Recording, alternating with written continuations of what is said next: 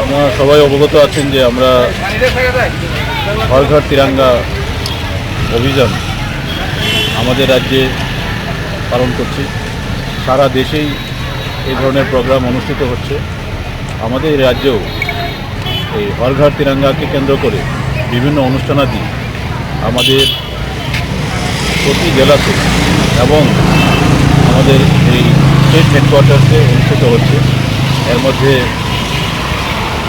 আজকে যেমন পদযাত্রা আছে, এনএসএসের পক্ষ থেকে এটা উদ্যোগ নেওয়া হয়েছে, তো স্পোর্টস এবং দপ্তরের পক্ষ থেকে।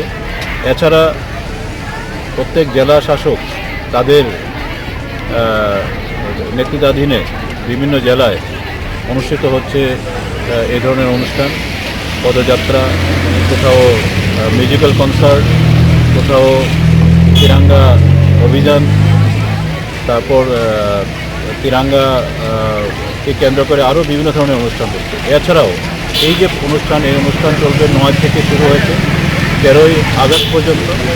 13ই আগস্ট থেকে আবার 15 আগস্ট পর্যন্ত প্রতি ঘরে তিরঙ্গা পতাকা উত্তোলিত হবে। 15 আগস্ট পর্যন্ত সেই উত্তোলিত থাকবে এই পতাকা।